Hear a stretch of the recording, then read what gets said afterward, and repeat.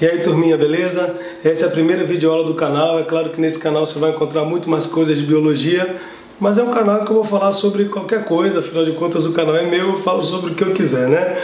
Mas enfim, eu vou me comprometer a toda terça-feira postar um vídeo sobre coisas do conteúdo, a lista de exercícios, seja lá o que for.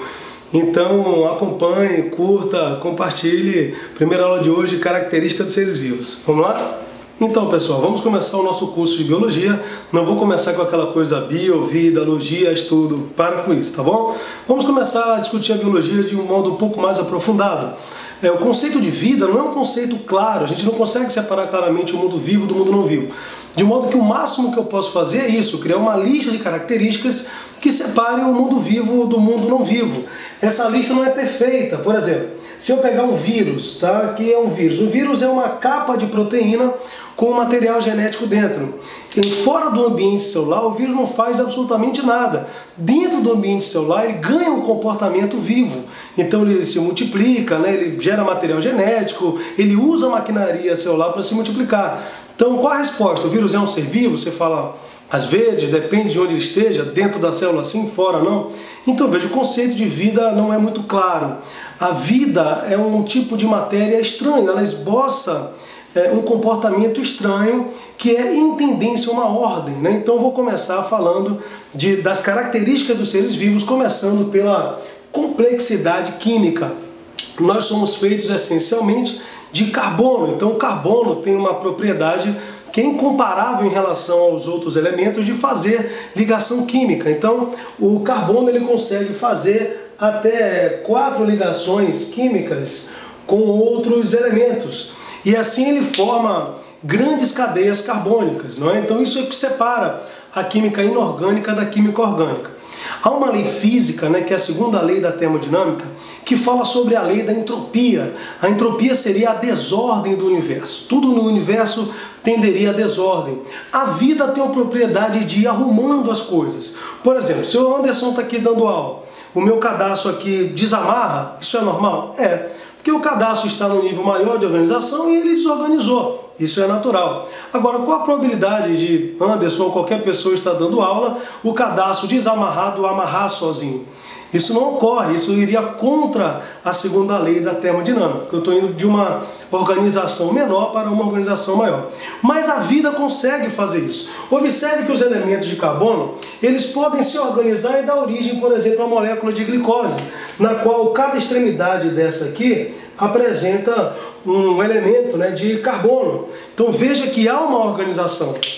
Essa glicose pode se arrumar e formar a celulose, que é formada por várias moléculas de glicose. Observe que eu estou organizando as coisas. A glicose, então, pode se arranjar em fibras. Essas fibras que sua mãe fala, menino, coma fibras, faz bem para a saúde, é uma verdade, porque o segundo mal da humanidade hoje são problemas alimentares. Se não há fibra, a digestão não acontece corretamente. O primeiro, problema de ordem psicológica, hoje encabeça aí só no Brasil, são 25 suicídios por dia. Então o segundo mal aí que a gente tem para resolver são problemas relacionados à alimentação. E essas fibras se organizam e formam, por exemplo, a parede celular vegetal. O que eu estou querendo dizer? Que se eu olhar aqui dentro, eu vejo as fibras, eu olho aqui dentro, eu vejo a celulose, eu olho aqui dentro, eu vejo a glicose, e é formada pelos elementos de carbono. As coisas se organizam no mundo vivo, o que não é esperado. Ah, professor, então nós contrariamos uma lei física? Não, porque há uma forma de a energia, né, de um sistema se organizar, se nós oferecemos energia a esse sistema. O que nós fazemos o tempo todo para manter essa ordem, por exemplo, nós seres humanos? Comemos. Então, quando a gente come, organiza. Essa entidade é uma entidade organizada. Se você um dia parar de comer, desorganiza. É até um conceito interessante para a morte, um conceito físico. Diria que a morte seria a vitória da entropia sobre a ordem do sistema. Ok, pessoal? O seu vestibular vai chamar essa organização que parece que sua vida é capaz de fazer, né? Organizar as coisas enquanto o universo tende a desordem. Nós vamos chamar isso aí de propriedades emergentes. Vou apagar aqui, botar no cantinho. Vou botar aqui, propriedades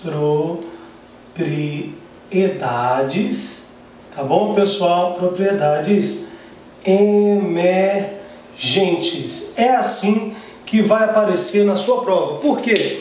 A cada nível de organização, novas propriedades emergem do mundo vivo. Um exemplo rápido.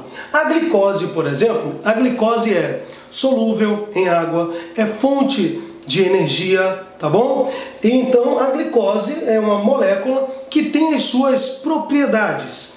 Veja agora aqui a celulose. A celulose, que é feita por glicose, ela é insolúvel em água, não é fonte de energia, ela é estrutural, pelo menos para a grande maioria dos seres vivos. Mesmo sendo feita de glicose, novas propriedades emergem. Então, a cada nível de organização, as propriedades irão emergindo. Tudo bem, pessoal? Foi aí a primeira característica do ser vivo, complexidade química. Todo ser vivo é complexo em relação às outras coisas que existem na natureza. Bom, eu posso seguir isso aqui, ó, seguindo e formar uma célula. Todo ser vivo, de acordo com a teoria celular, claro, o vírus é uma exceção a essa regra, de que todo ser vivo tem organização celular. Mas a gente também não sabe dizer se o vírus é um ser vivo ou não. Então, para dizer que o vírus é uma exceção, eu teria que considerar ele um ser vivo. Como ele pode ser apenas uma partícula infecciosa, essa é mais uma característica que não há exceção. Tá? Todo ser vivo, pelo menos que a gente tem certeza que está vivo, apresenta uma organização celular. Então vou dividir essa organização celular em duas, em procariótica. Pro quer dizer primitivo e cário, núcleo. Não é que tem um núcleo primitivo, a célula procariótica ela não tem núcleo, tá, pessoal? O material genético que está ali em vermelho encontra-se disperso, difuso no citoplasma. Ok? Então você tem uma célula pró porque ela antecede a célula eucariótica. Então você tem aqui uma célula procariótica que tem como exemplo a bactéria. Ok? O material genético está disperso no citoplasma.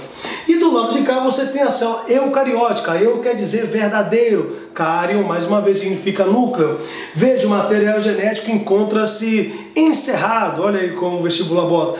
Encontra-se contido dentro de uma estrutura que é o núcleo, delimitado por um envoltório chamado carioteca ou envelope nuclear. Tudo bem? Então você tem aqui a célula eucariótica, que apresenta um núcleo individualizado, um núcleo verdadeiro, e a célula procariótica, que não apresenta núcleo. Tá? Representante dos procariotos, bactéria, pessoal, só bactéria, seja eubactéria, cianobactéria, arqueobactérias, as bactérias são os representantes dos procariotos, e representantes dos eucariotos, todos os demais seres vivos, com exceção das bactérias. Olha o que eu estou lhe dizendo.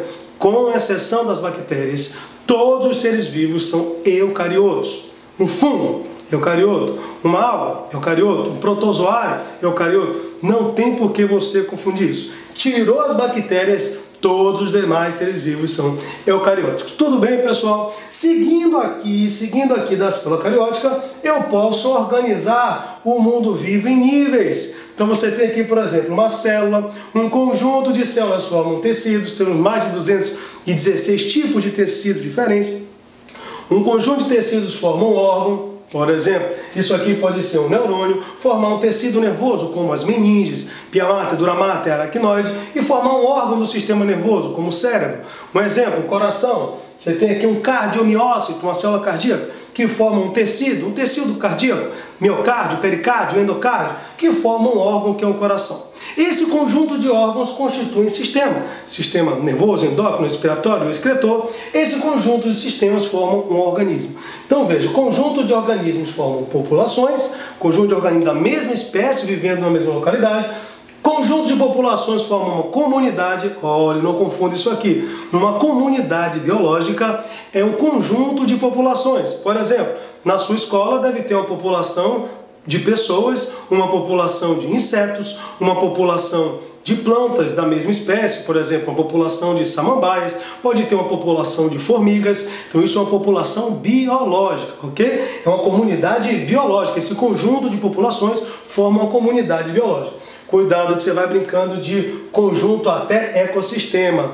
Ecossistema é a comunidade, que é o conjunto de populações interagindo com o meio físico, com o meio abiótico. por exemplo, a luz, temperatura, salinidade e pressão, você tem aí o ecossistema. Volto a brincar de conjunto, o conjunto de todos os ecossistemas da Terra formam a biosfera ou ecosfera. Então veja, você vai brincando de conjunto até chegar em ecossistema, que não é um conjunto de comunidade, mas é a comunidade interagindo com o meio abiótico. Volta a brincar de conjunto, chega na biosfera. Vou encerrar essa aula aqui com uma musiquinha para você gravar. Essa é uma música de ecologia, depois eu vou postar a música completa, mas o iniciozinho já faz com que a gente grave essa ordem que o vestibular pergunta pra gente, os níveis de organização. Vamos comigo? 3, 4, vá! Célula, tecido, órgão, sistema, organismo, população, comunidade, ecossistema, biosfera, são os níveis de organização. Beleza, pessoal? Gostou? Depois eu vou continuar a parte 2 dessa aula, característica dos seres vivos. Espero que tenham curtido, compartilhem e fiquem atentos. Toda terça-feira vai ter uma nova aula aqui para você. Valeu, tchau!